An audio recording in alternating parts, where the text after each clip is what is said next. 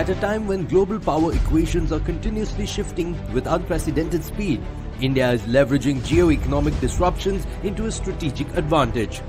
Fueled by resilient growth and a robust demographic dividend, India is actively shaping the narrative of global economic engagement.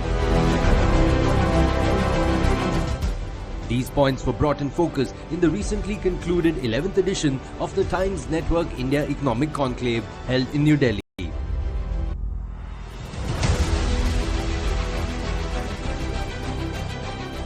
This year, the theme of IDFC First Bank Presents India Economic Conclave was navigating geoeconomics in line with the current flux in the world order. We meet at a moment when the global order is undergoing rapid calibration. Economic power blocks are shifting, tariff battles are redefining trade flows, technological supremacy is the new currency of influence, and energy geopolitics is reshaping alliances across continents. And it is in this volatile and competitive landscape that India has emerged as a decisive, stabilizing, and forward-looking power. Even as global headwinds, protectionist tariffs, commodity volatility, and geopolitical flashpoints unsettle economies, India has demonstrated a rare ability to stay on course with clarity and conviction. A significant part of the confidence stems from India's independent foreign policy, which is now widely recognized as a model of strategic autonomy. India engages with all major powers without being aligned to any one bloc, enabling it to protect national interests while shaping global conversations. Equally, India's military capability and decisive strategic posture have reinforced its role as a responsible regional power. In an era when geopolitical tensions can rapidly escalate into economic disruptions, India's readiness and resolve act as a crucial anchor of security and predictability. This subject is really fantastic. I'm happy you picked it up, geoeconomics. And at this point of time, when we talk geoeconomics, people normally tend to talk of trade, supply chain, currency, exports, imports, what are they good at, what we're not good at, etc. But end of the day, all geoeconomics power, seat on the table, negotiations, etc. comes down to economic strength of a nation.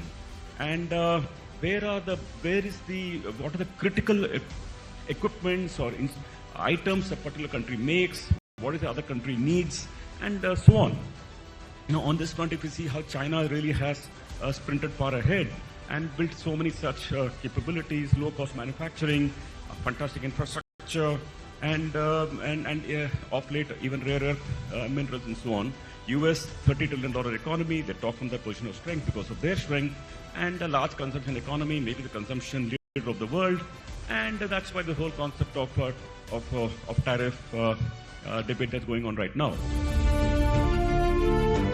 The conclave ignited thought-provoking discussions on how India is shaping global reactions and redefining the contours of global geoeconomics. The flagship conclave saw esteemed union ministers including Nirmala Sitharaman, Kiran Rijiju, Nitin Gadkari, Mansukh Mandavia, Jyotiraditya Scindia and Bhupendra Yadav underscore how India's enduring reforms, strong domestic investment and deep structural transformation are driving a revitalized Indian economy amidst the complexities of today's geoeconomic landscape.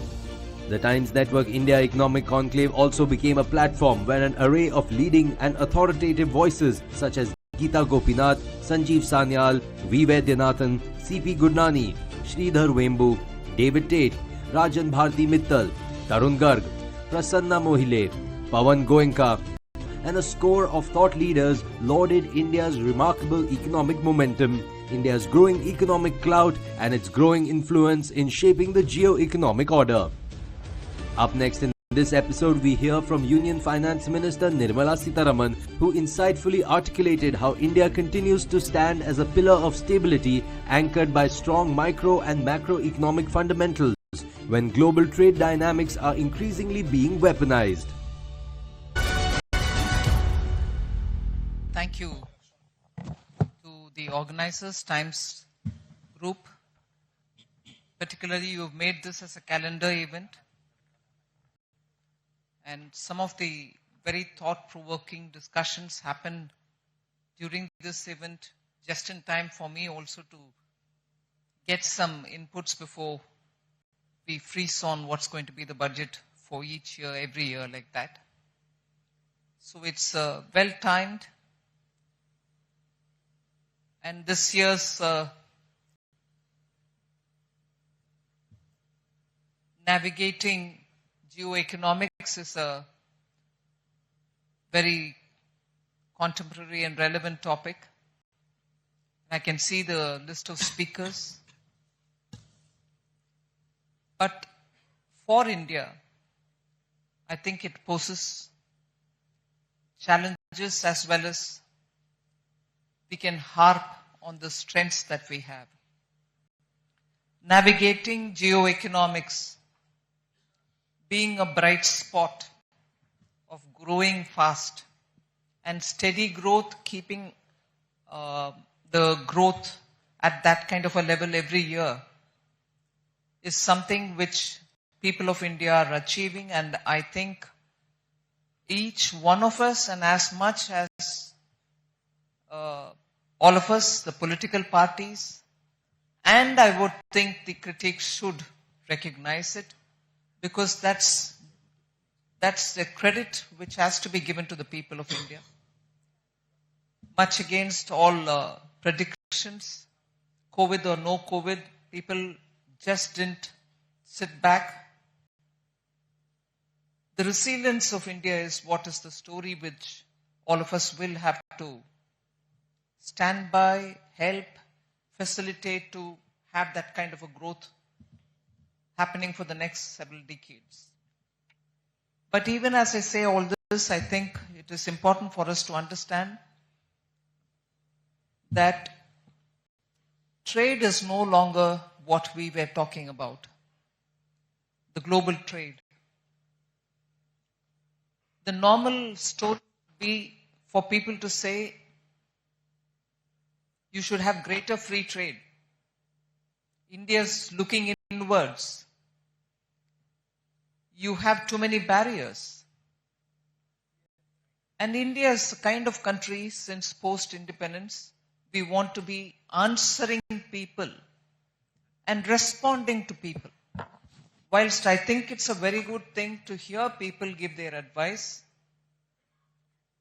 but it's also for India and countries like India who have aspirations to mark their own goalposts, not in denial or not in defiance of good advice coming from anywhere, but chalking your own growth story, I think gives the confidence that you're picking up from the strengths that you have, and based on that, you also have the strength to meet the challenges. Today, in the last 10 years, the kind of growth, the kind of reform, the kind of strengthening of every sector, financial inclusion, getting women to participate in workforce, giving nutrition, childcare, making sure families have access to finance, to banking, ensuring basic minimum insurance for common citizens at government's own worked out premium, which is not going to be burdensome, providing affordable housing, making sure there's water in the villages, and even for those small entrepreneurs, making sure the road connects to the highway, and making sure that basic minimum health, not just allopathic, but also wellness, holistic health, all that in the 10 years. And I'm not saying it didn't happen earlier, but it were fragmented. They were all over the place. You couldn't have aggregation. You couldn't think, oh, if there can be Wayanad, Malappuram, and Ernakulam or Thrissur like area providing or cashing on the natural rubber supplies that they have to make footballs which will be bought all over the world. That's the kind of entrepreneurial mastery, if only we can facilitate, can happen. Same is the case with sports equipment from Jalandhar. They meet global standards and therefore they take care of the local economy at the same time aspiring to reach and scale up to meet global demands. Tirupur can be another story. You can pick up on stories like this, and that's been all over the place, which is very good. That's how democratically spread it should be. Local innovations. But it is gradually moving towards having such collective benefits all over, and whether you want to copy China, whether you want to learn from Europe, these experiments have happened. But what we are seeing in the last 10 years is wherever these kind of entrepreneurial spirit exists, we should give them that backup, we should give them the strength, not ask all of them to go into an SCZs only and then see if they can prosper. So the handicaps of copying lock, stock and barrel experiences which have happened in each national context have actually given us more problems to solve rather than address issues. I'm not denying that they had a role to play in promoting exports, SEZs, let's say. But it is equally important to give the strength to our entrepreneurs wherever they are, and that is why our government, Prime Minister Modi, has given so much of focus for SCs, MSMEs. Wherever they are, let them be a cluster. We will give them the facility, they can grow.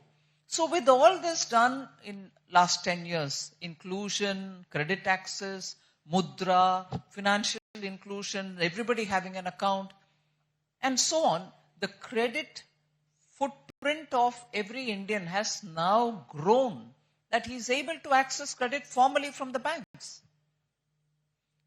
I'm saying all this because it is possible to aspire to reach that India which contributed to 25% to the world's trade.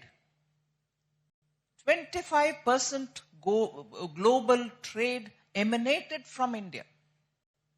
That's the kind of period we should be aiming at, and that's the kind of target we should be aiming at, and therefore Vikasit Bharat. And therefore the goals for reaching certain aspirations, and therefore revive manufacturing, revive agriculture, bring value addition to agriculture. And in a sector where minimum government presence is recorded, and all of us recognize that, service sector really grew on its own strength, reached over 60% contribution to our GDP. That one sector. But of course, service is not just IT. Tourism, hospitality, all these will also have to come in. So the policy framework with which all of us are working is to ensure that every sector gets the facilitation so required so that they can grow at their own pace, but equally aspire to reach higher goals. And that's where every little facilitation mechanism has been given a chance. Since we are talking about an economic conclave, structural reforms have played a very big role. And that is why when you talk of schooling, it's better to have schools at the primary level being equipped very well. We have Atal Tinkering Labs going there. We have innovation centers being established in tier 2, tier 3 city colleges. All this requires coordination between center and state. And Prime Minister Modi is known for his fiscal management. If central government has set for itself goals of transparency in budget making, making sure that your fiscal management is seen by everybody and meets up the minimum accountability standards, we've seen that we are able to bring down debt to GDP since post-COVID, when it had touched over 60%. Now it's already coming down, and we've set our goal that from the next year, next financial year, that should be the core focus area. Fiscal deficit will still be a marker. We will care for it. So if debt is brought down, and with all that, you had the very entrepreneurial bankers speak to us about how it is changing the ecosystem today. Equity receives a lot of attention. We are trying to deepen the bond market so that more funds can come in, not just for the equity market, but also to the bond market. But with all this said, that discipline which Union government is showing through steady leadership of Prime Minister Modi, continuing for the third term,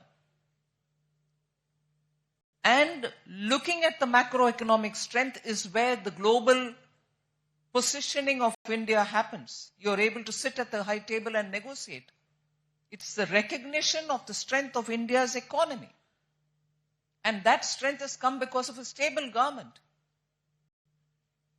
And it is in this context, because it is Times Network's India Economic Conclave, you tend to invite a lot of people from the state governments as well. I'll put this before you. I said this in the parliament yesterday. Unless this accountability, this transparency, this understanding that fiscal management is a priority, is understood by all states. I'm not saying it's understood by us and therefore I'm dictating to the states. I'm saying it is understood and recognized under Prime Minister Modi that it has to be a principle that we will hold good every year. Each year, we've shown our record. Similar should be the approach of all the state governments as well. Because RBI's document which has come out, various studies which have come out, have shown how, where the debt to GDP is worrisome, which is the truth about some states. I'm not naming them here, nor did I name them in the parliament. Unless the debt to GDP, GSDP there, is managed well better and is kept within the FRBM limits, and the stock of debt which has been accumulating over the years on high rate of interest, which many states are unable to service, unless even those are brought down and to an acceptable level, you will be borrowing to service the loans. You're not borrowing to take care of developmental expenditure. That's a poor play in the fiscal terrain. These have to be changed, or else the momentum that India has acquired in the last 10 years, so that we can achieve the goal that we've set for ourselves, that developed India by 2047, is going to be very difficult to achieve. And again, that 60% contribution of the service sector towards GDP is admirable.